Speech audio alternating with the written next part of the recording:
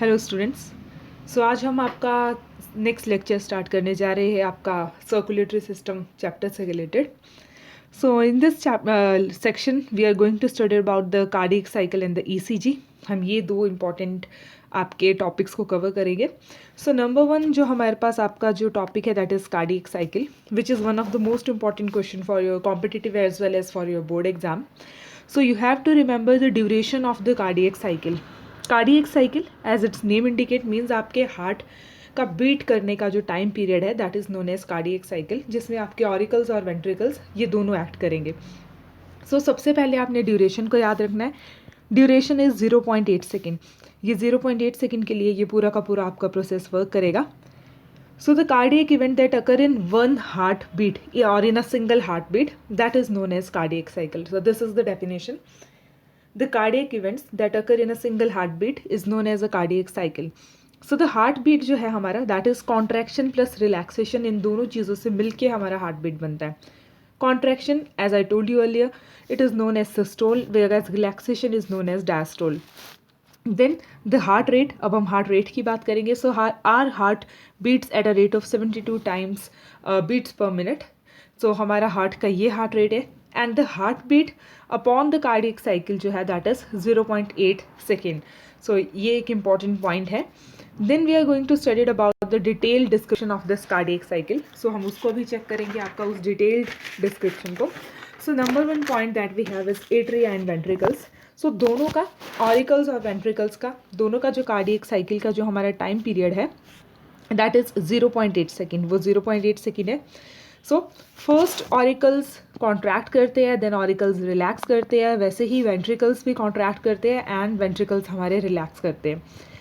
Auricular contraction is known as atrial systole. आप ये उसके लिए नेम दोगे. That is 0.1 second. ये इसका ड्यूरेशन है.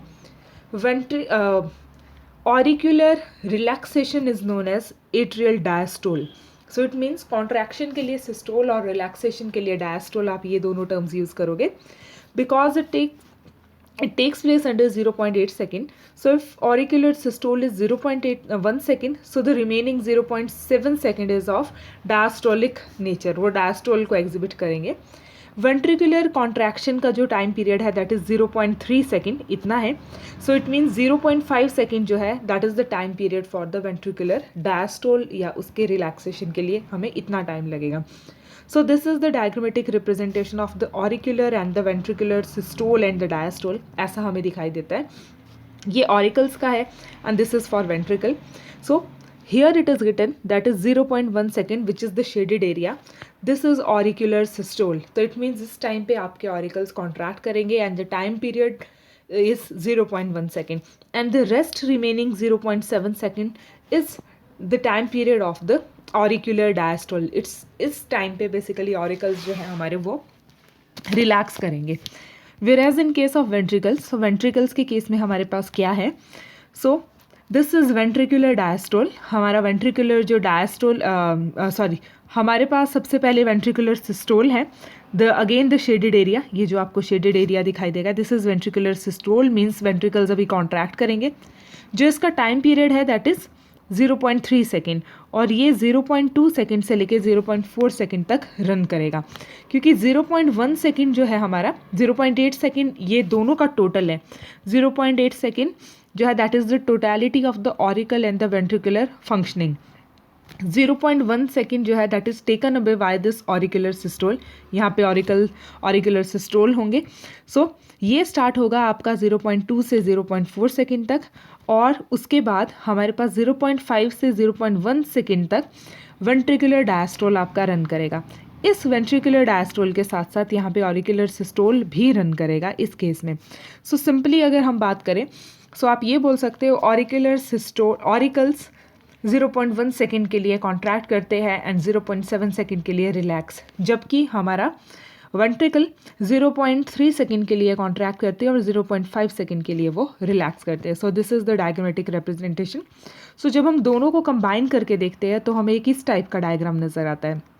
ये डायग्राम आपको इस टाइप का दिखाई देगा जिसमें कि सबसे ऊपर आपके पास लिखा है this is auricular systole and ventricular diastole. क्योंकि हमने पढ़ा वो यहाँ तक आपका रन करेगा. देन वेंट्रिकुलर सिस्टोल 0.3 सेकेंड से लेके 0.4 तक हमारा रन करता है, प्लस ऑरिकुलर डायस्टोल। अभी ऑरिकुलर डायस्टोल भी साथ ही साथ हमारा रन कर रहा है क्योंकि वो 0.7 सेकेंड के लिए रन करता है।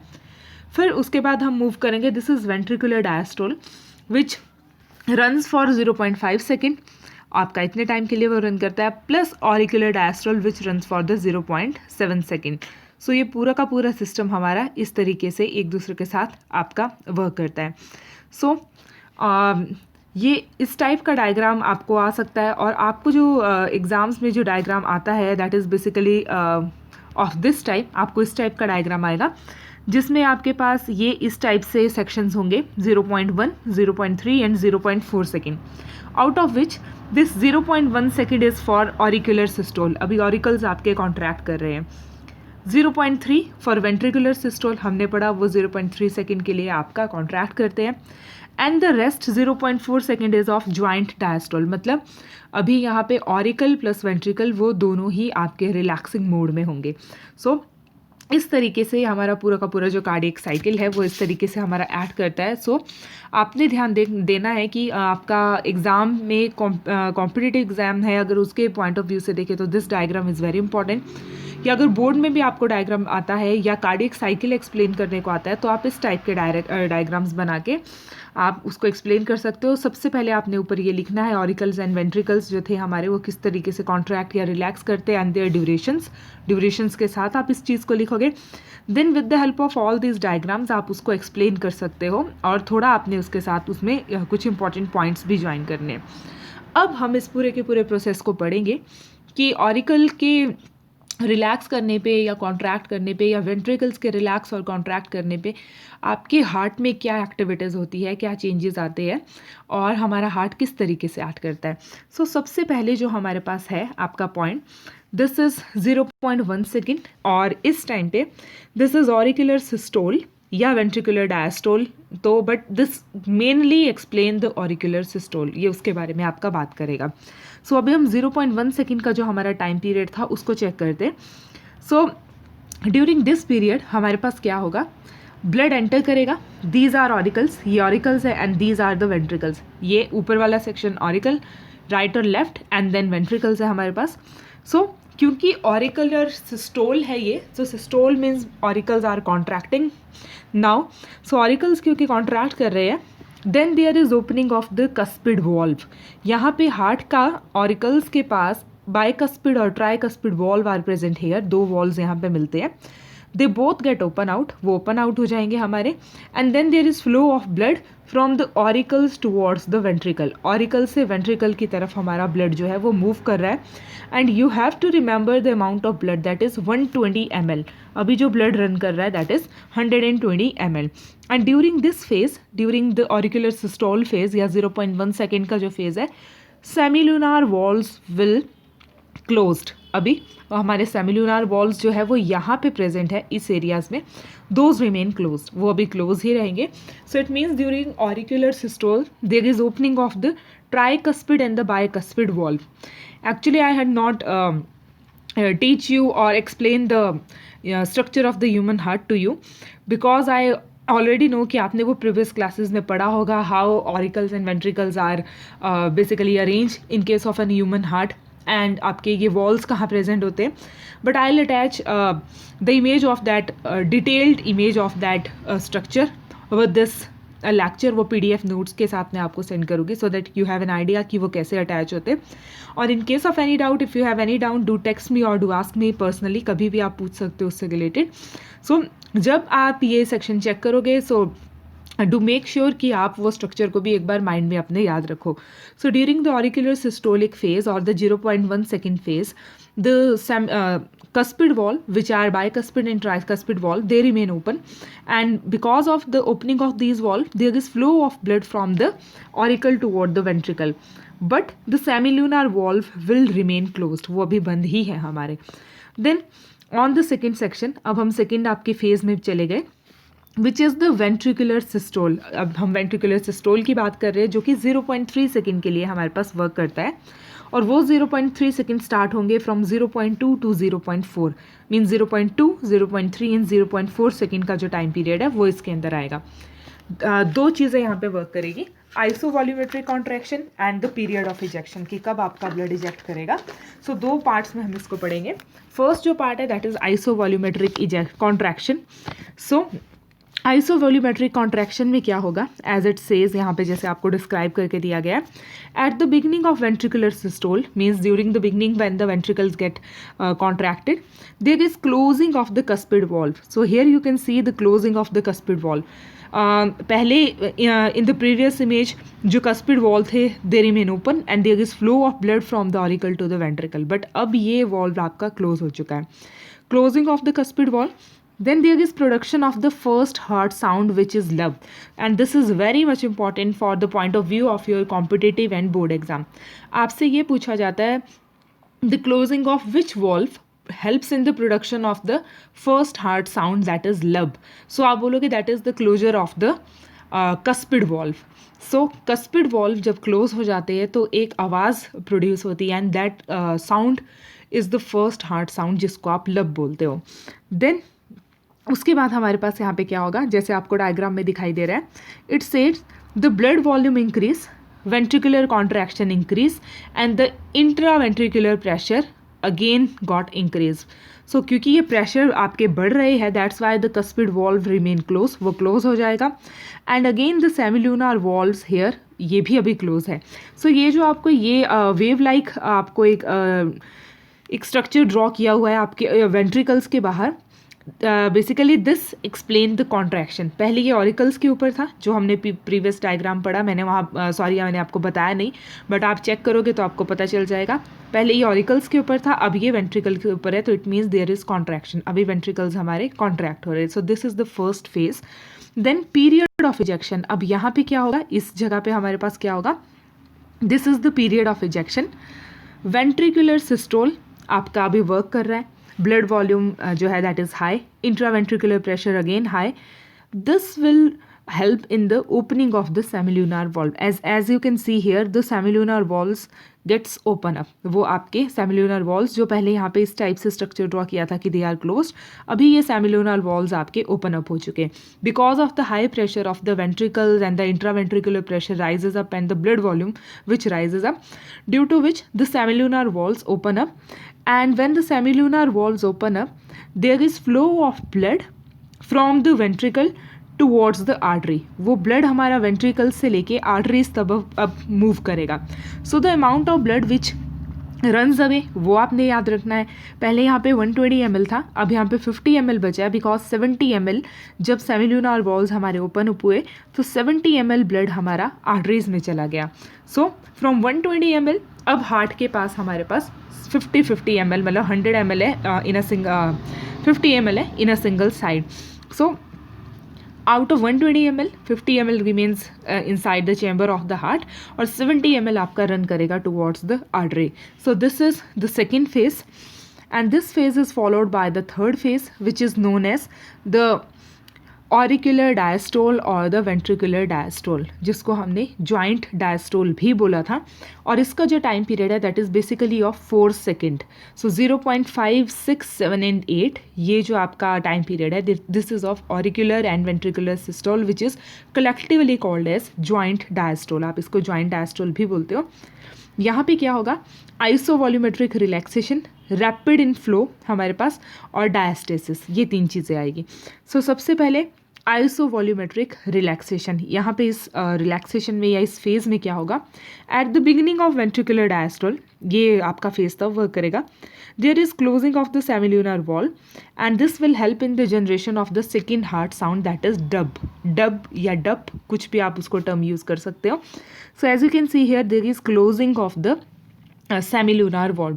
जो सेमिल्यूनर वॉल्व पिछले आपके फेज में ओपन अप हुए थे, now these semilunar valves gets closed up, ये क्लोज अप हो जाएंगे. And due to the closure of these semilunar valve there is production of a sound and that sound is known as dub और dup. आप उसके लिए ये term अब use करोगे. पहले आपका जो साउंड बना था वो बना था when the cuspid valves close, और अब जो साउंड बना है that is due to the closure of the semilunar valve. Then this is the rapid inflow. अब ये हमारा सेकेंड आपका जो फेज़ है इसी स्टेज का that is the rapid inflow. So इस फेज़ में क्या होगा, ऑरिकल से वेंट्रिकल में हमारा 70 ml जो ब्लड था वो पैसिवली पास ऑन करेगा, मीन्स अभी एक्टिवली पास ऑन नहीं करेगा, पैसिवली पास ऑन करेगा। सो यहाँ से हमारा 70 ml बाहर चला गया था, 50 ml हमारे पास यहाँ पे था, यहाँ से ऑरिकल से दोबारा 70 ml आ जाएगा, तो 70 + 50 अगेन आपका 120 ml ऑफ ब्लड हमारा पूरा बन जाएगा इस फेज़ में। So this is the rapid inflow and this is the diastasis. इसको आप, इस स्टेज को आप डायस्टेसिस बोलते हो। 4 चेम्बर्स सेम प्रेशर, सारे के सारे चेम्बर्स में अब दोबारा से सेम प्रेशर आ गया, मीन्स अभी जो अमाउंट ऑफ ब्लड हमारे पास आया as it says 5% of 70 ml blood जो है वो पैसिवली मूव करेगा फ्रॉम ऑरिकल्स टू वेंट्रिकल्स। तो इट मीन्स यहाँ पे किसी टाइप का एनर्जी नहीं लगेगा, ऐसा कुछ भी नहीं होगा। सो अभी सारे के सारे आपके चेम्बर्स में, मीन्स ऑरिकल्स और वेंट्रिकल्स में जो अमाउंट ऑफ ब्लड है दैट इज सेम, वो 120 ml आ जाएगा, because this is the phase of relaxation. अभी आपके ऑरिकल्स और आपके वेंट्रिकल्स रिलैक्स कर रहे हैं एक साथ आपके। सो बट उसके बाद क्या होगा, अगेन हमारे पास वो फेजेस दोबारा से रन करना स्टार्ट करेंगे, तो that is known as the cardiac cycle. उसके लिए आप ये टर्म यूज़ करते हो, द कार्डियक साइकिल। सो ये पूरा का पूरा कार्डियक साइकिल आपका इस तरीके से ऐड करता है। So then this is the last point about the volumes. Volume से रिलेटेड कुछ एक इंपॉर्टेंट आपको पॉइंट्स दिए गए हैं। एंड डायस्टोलिक वॉल्यूम ये बोलता है दैट इज़ 120 ml जो रिलैक्सेशन के बाद आएगा। एंड सिस्टोलिक वॉल्यूम जो आपके कॉन्ट्रैक्शन के बाद आया था that is 50 ml। Stroke volume था 70 ml जो आपका वेंट्रिकल से आपके आर्टरीज में पास ऑन हो गया। Then one of the most important question which has been asked in case of your competitive exam, most of the time it had been asked, that is the cardiac output. What is cardiac output? So cardiac output क्या है? That is the stroke volume into the heart rate. So 70 into 72 that is the आपका cardiac output, तो it is equal to 5 litre per minute. मतलब हमारा heart in a single minute 5 litre of blood को pump on करता है हमारे पूरे body में। So this is the cardiac output. So बहुत इंपॉर्टेंट है आपका कार्डियक आउटपुट जो है। सो ये बहुत इंपॉर्टेंट सेक्शन है, आप कार्डियक आउटपुट को याद रखोगे। Then the next topic which we are going to study in today's lecture that is ECG. So ECG का फुल फॉर्म बहुत इंपॉर्टेंट है। सबसे पहले तो आपने ईसीजी का फुल फॉर्म याद रखना है, बहुत इंपॉर्टेंट है। सो है क्या ECG? That is the graphical representation of the electrical activity of the heart during an cardiac cycle. ये जो पूरा साइकिल अभी आपने पढ़ा, इस टाइम पे आपके हार्ट में क्या इलेक्ट्रिकल एक्टिविटीज़ मूव ऑन करती है, दैट इज़ उसका एक ग्राफ के फॉर्म में उसका fully representation, that is ECG. So ECG का जो फुल फॉर्म है दैट इज़ इलेक्ट्रोकार्डियोग्राम और इलेक्ट्रोकार्डियोग्राफ, दोनों में से आप कोई भी टर्म यूज़ कर सकते हो। बेसिकली इट हैज़ 12 लीड्स, 12 उसमें लीड्स है आपके लगे हुए आपके ईसीजी के साथ। सो आपसे in case of competitive exam इनका पोजीशन पूछा जाता है। सो वो 12 जो लीड्स है उसमें से हमारे पास 10 फिजिकल लीड्स है हमारे पास, आउट ऑफ विच 6 चेस्ट के साथ अटैच होगी, 3 आपके लिम्स के साथ अटैच होगी। लिम्स में आपका राइट रिस्ट आएगा, लेफ्ट रिस्ट आएगा और लेफ्ट एंकल आएगा। सो ये सारे आपके पॉइंट्स। देन उसके साथ हमारा एक राइट एंकल के साथ अटैच होगा जो कि अर्थिंग का फिनोमिना या अर्थिंग का प्रोसेस के व्यू से एक इम्पॉर्टेंट रोल प्ले करेगा। उसका रिकॉर्डिंग के साथ कोई इम्पॉर्टेंट काम नहीं है। तो बेसिकली हमारे जो लीड्स हैं आपके, वो हमारे जो लीड्स है वो आपके चेस्ट, लिम्स और राइट एंकल्स के साथ एसोसिएटेड होंगे। सो जो आपका ईसीजी है बेसिकली वो एक इस टाइप का एक ग्राफिकल रिप्रेजेंटेशन हमें नज़र आता है जब हम ईसीजी को पढ़ते हैं। सो इस टाइप का ग्राफिकल रिप्रेजेंटेशन हमें दिखाई देता है। सो इस टाइप से हम ईसीजी को रीड करते हैं या उसको स्टडी करते हैं। सो अब आपसे इम्पॉर्टेंट जो क्वेश्चन पूछे जाते हैं वो इसके वेव्स से रिलेटेड इंपॉर्टेंट क्वेश्चन आपको पूछे जाते हैं। जैसे आपको यहाँ दिखाई देगा ये वेव्स है हमारे पास P, Q, R, S और T, ये सारे के सारे वेव्स हैं। So basically we have 5 waves. अब क्योंकि कार्डियक साइकिल और ये दोनों आपस में कनेक्टेड है तो अब आपको पता चल जाएगा कि ये कैसे कनेक्टेड है। P वेव, ये वाला जो वेव है, दिस रिप्रेजेंट एट्रियल डीपोलराइजेशन, मतलब एट्रिया का कॉन्ट्रैक्शन, दोनों एट्रियास का, दोनों ऑरिकल्स जब कॉन्ट्रैक्ट करेंगे तो ये वाला वेव आपका जनरेट होगा। QRS complex, this is QR और आपका S कॉम्प्लेक्स, ये जो आपका एक ऊपर वेव लाइक स्ट्रक्चर है, दिस इज़ QRS कॉम्प्लेक्स। ये QRS कॉम्प्लेक्स क्या बताता है आपको? About the ventricular depolarization, means अभी इस टाइम पे वेंट्रिकल्स आपके कॉन्ट्रैक्ट होंगे। देन T वेव, ये जो T वेव आपको दिखाई दे रहा है, what will this T wave indicate? So जो T वेव है, this explain the ventricular repolarisation, यहाँ आपके पास लिखा भी है this explain the ventricular repolarisation, ये वेंट्रिकुलर रीपोलराइजेशन के बारे में हमें बताता है. सो जैसे यहाँ पे लिखा गया है as it says atrial repolarization, पहले आपको इसके बारे में बताएगा.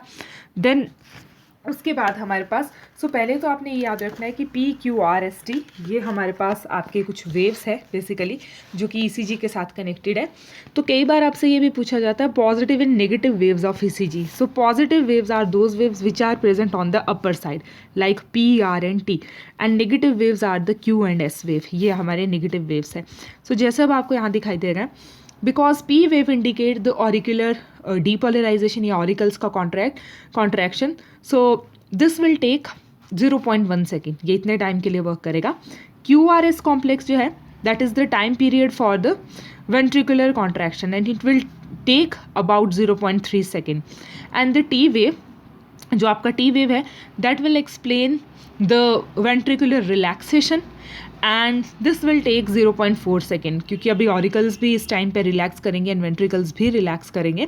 सो this is how the ECG work.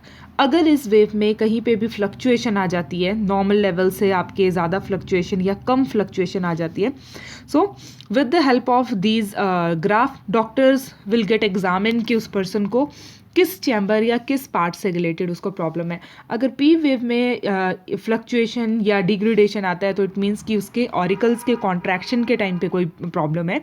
QRS complex में अगर फ्लक्चुएशंस आती है तो इट मीन्स कि उस पेशेंट के वेंट्रिकल्स जब कॉन्ट्रैक्ट करते हैं then there is a problem. And in case of T wave, fluctuation in T wave, this will indicate that the relaxation of the ventricles जो है that is not normal in that patient. So इस graph की help से doctor जो है that will easy examine the main cause और the fact of the disease कि क्यों उसको और किस टाइप का डिजीज़ उसके बॉडी में एक्ट कर रहा है. Then this is again one of the most important point for your exam. So it says QRS complex is proportional to the heart rate, to the pulse rate and the double circulation. सारे के सारे एक दूसरे के ऊपर dependent है पूरी तरीके से. So ये जो आपने आपका कंडक्शन सिस्टम पढ़ा था उसी तरीके से ये एक्ट करता है.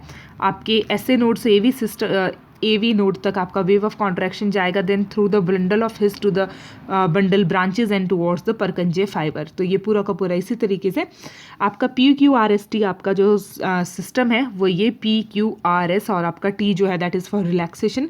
सो उस तरीके से ECG यहाँ पे इस पूरे सेक्शन के साथ आपका बेस्ड है. देन अगर +30 to +45 अगर हमारे पास स्टिमुलस है so it means there is repolarization. अभी यहाँ पे रीपोलराइजेशन होगा, रिलैक्सेशन होगा हमारा. सो आपका -70 MV जो है that is for the relaxation.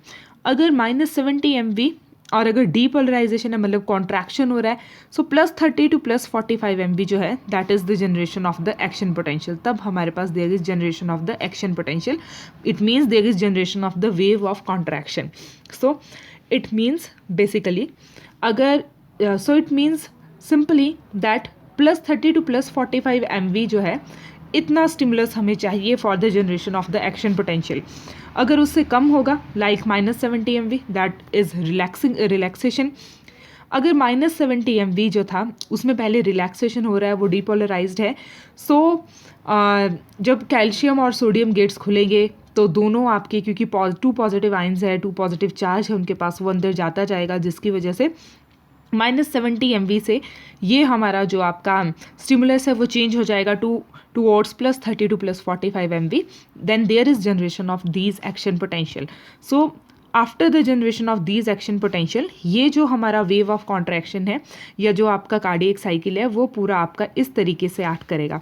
So in case of basically आपके जो टीवी प्रोग्राम्स हैं आपने कभी देखा भी होगा कि वो ECG तो नहीं होता है बट हाँ ECG तो ग्राफिकल रिप्रेजेंटेशन है, मतलब आपको एक बेसिकली एक ग्राफ के फॉर्म में नज़र आएगा. बट हाँ वो हार्ट कंडक्टिंग सिस्टम, हार्ट के जो आपका मूविंग सिस्टम है उसको आपके हेल्प से दिखाया जाता है इन केस ऑफ आपके टीवी प्रोग्राम्स. तो कई बार आपने देखा होगा ये जो वेव्स ऐसे मूव कर रही है वो डायरेक्टली ऐसे मूव करते करते देन सडनली वो आपका फ्लैट हो जाती है. अगर फ्लैट हो जाती है तो आपको पता चल जाता है कि वो जो पेशेंट आपको जो दिखाया जा रहा है in case of any drama वो आपका पेशेंट उसकी डेथ हो जाएगी.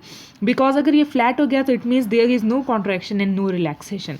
So students, this is all about the cardiac cycle and the ECG. I hope you understand the video and I hope you are watching the videos. Basically I'm not going to revise all this section in the class section. जब भी आपका class study start होगा, we are not going to revise all this section.